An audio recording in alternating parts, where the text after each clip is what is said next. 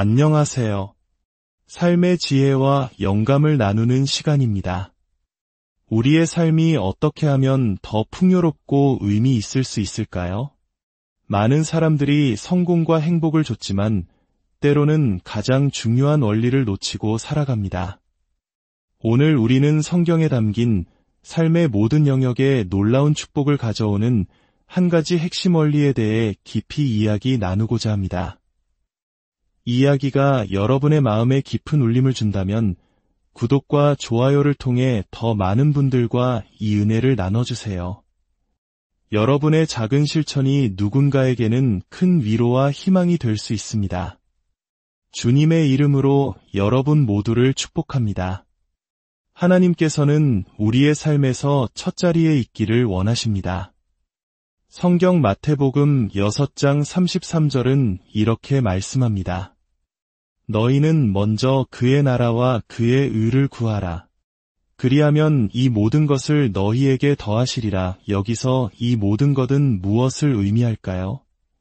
이는 단순히 우리가 원하는 몇 가지를 넘어 하나님께서 우리에게 주고자 예비하신 풍성한 약속들, 성경에 기록된 수천 가지의 약속들을 의미합니다.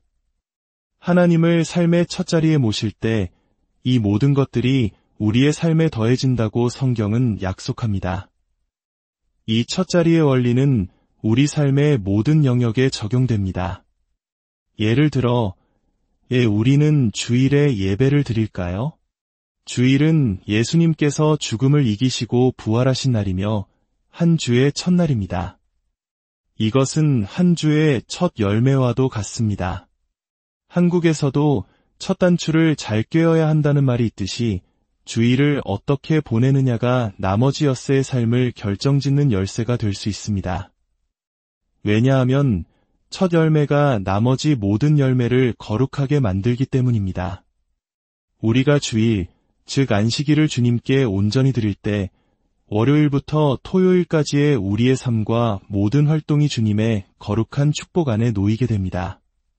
반대로 우리가 이 첫 시간을 주님께 드리지 않는다면 나머지 엿새는 하나님의 거룩한 임재와 축복에서 멀어질 수밖에 없습니다. 하나님을 삶의 첫자리에 모시는 것은 그분이 내 삶의 주인, 즉 주님이심을 인정하는 행위입니다. 만약 하나님이 첫째가 아니라면 그분은 더 이상 나의 주님이 아니십니다. 그리고 그분이 나의 주님이 아니시라면 그분의 축복과 은혜, 그리고 진정한 형통함은 우리 삶에 머물기 어렵습니다. 저명한 기독교 작가 C.S. 루이스는 이렇게 말했습니다. 첫 번째 것을 첫 번째 자리에 놓으면 두 번째 것들은 저절로 제자리를 찾아간다. 여기서 첫째라는 말의 의미를 깊이 생각해 볼 필요가 있습니다. 첫째는 단순히 숫자 1을 의미하는 것이 아닙니다. 다른 것들이 존재할 때 비로소 첫째가 의미를 가집니다. 예를 들어 웅변대회에 나갔는데 다른 참가자가 아무도 없어서 1등을 했다면 그것은 진정한 첫째가 아니라 그저 유일한 참가자였을 뿐입니다. 성경에서 말하는 첫 열매는 이스라엘 백성이 수확한 첫 곡식을 하나님께 바치는 것을 의미했습니다. 만약 그들이 첫 열매를 하나님의 전에 가져오지 않으면 그 해의 나머지 수확은 보장되지 않았습니다. 제사장이 그 첫 열매를 하나님 앞에 흔들어 바칠 때 비로소 풍성한 수확의 문이 열렸던 것입니다. 이 원리는 하나님께서 모든 것의 주인이시거나 아니면 아무것도 아니시라는 사실을 분명히 보여줍니다. 이 원리는 인류의 시작에서부터 찾아볼 수 있습니다. 하나님께서는 아담과 하와를 창조하시고 아름다운 에덴 동산에 두셨습니다. 그들에게는 부족함이 없었습니다. 주 60시간 노동에 시달릴 필요도 출퇴근길 교통체증으로 고통받을 필요도 없었습니다. 그들에게 주어진 계명은 단 하나였습니다. 선악을 알게 하는 나무의 열매는 먹지 말라 단 하나의 규칙이었지만 그들은 그것을 어겼습니다. 그들의 죄는 단순히 열매 하나를 먹은 행위가 아니었습니다. 그것은 자신의 뜻과 욕망을 하나님의 뜻보다 앞세운 교만이었습니다.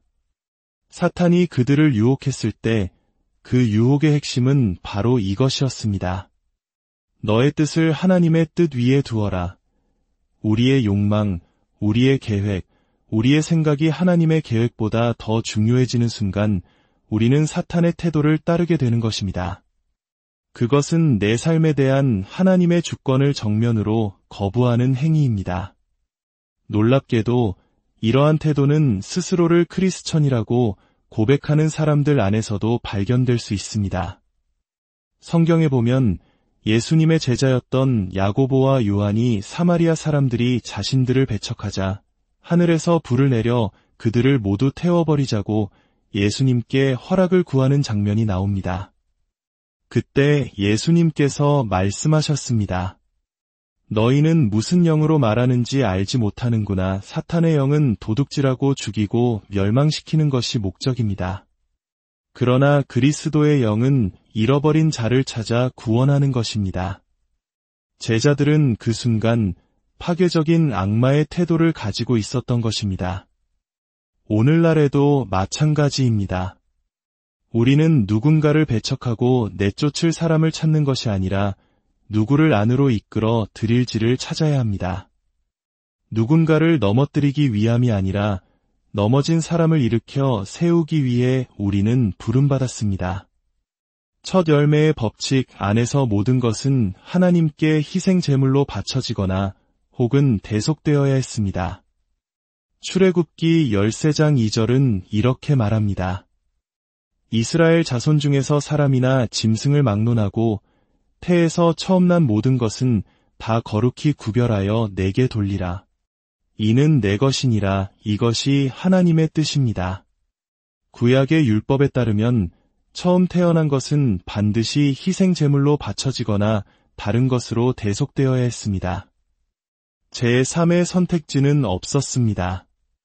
신약 시대로 넘어와 세례 요한은 요단강으로 걸어오시는 나사렛 예수를 보고 이렇게 외칩니다.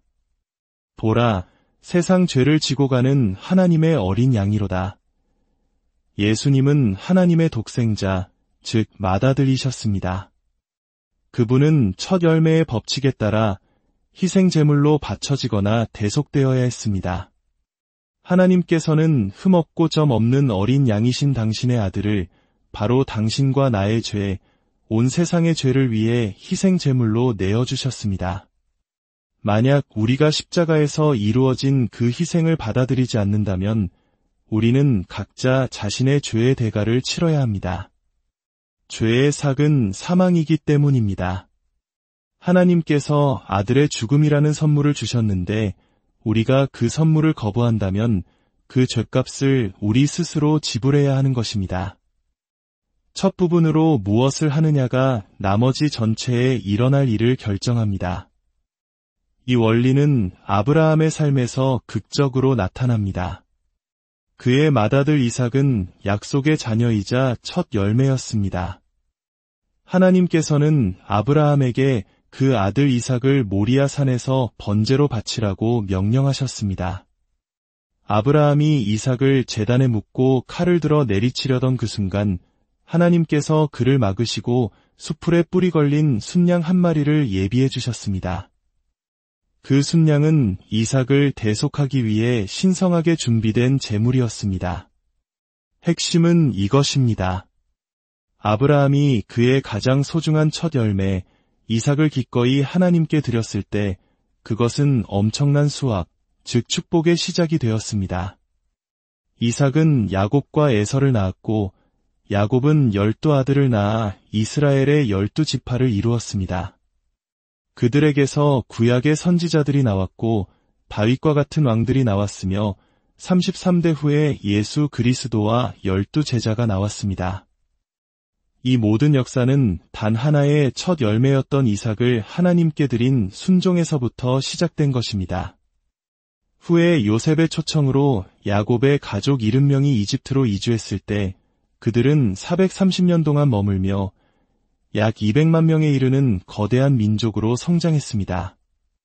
심한 박해 속에서도 그들이 번성하고 성장할 수 있었던 이유는 무엇일까요?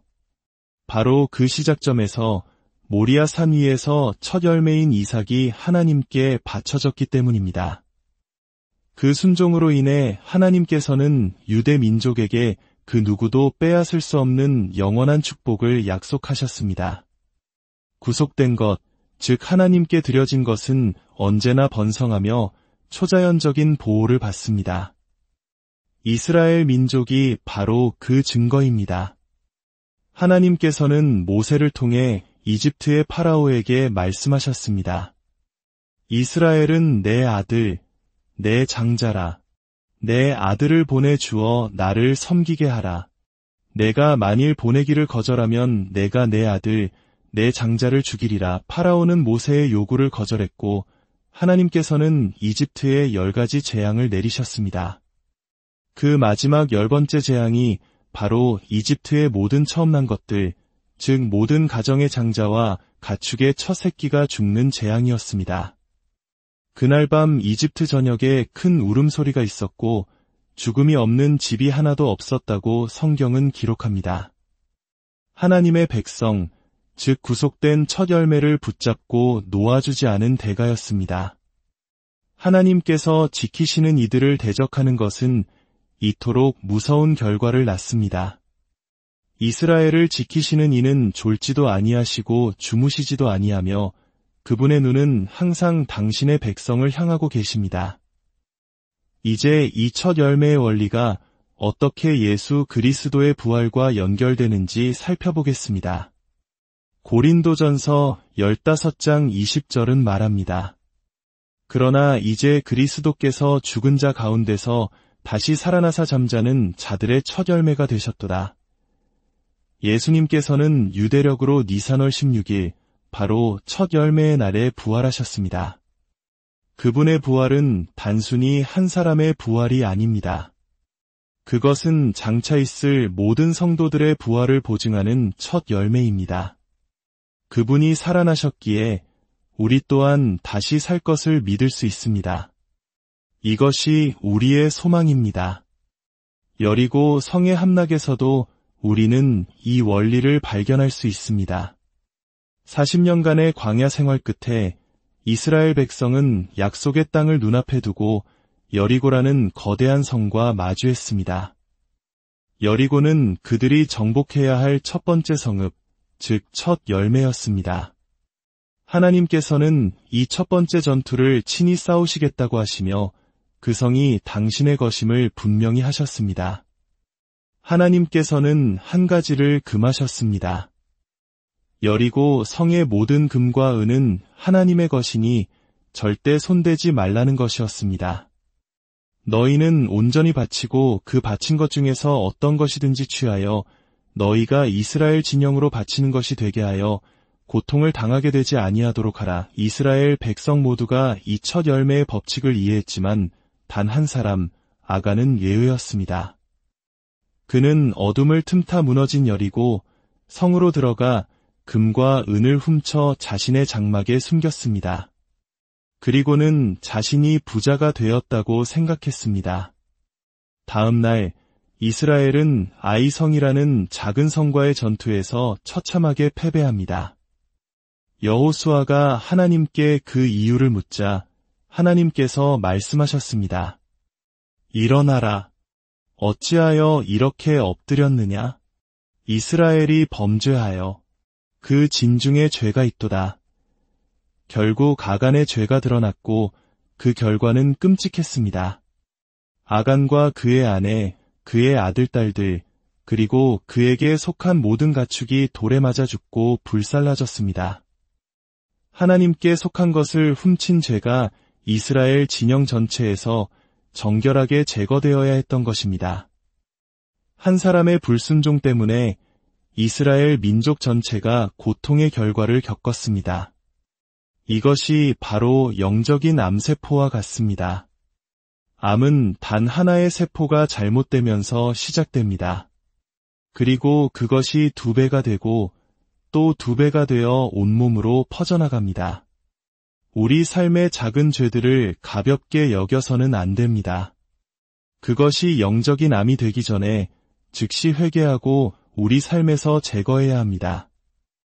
이제 이 첫 열매의 법칙이 우리의 재정과 어떻게 연결되는지 이야기해 봅시다. 바로 11조입니다.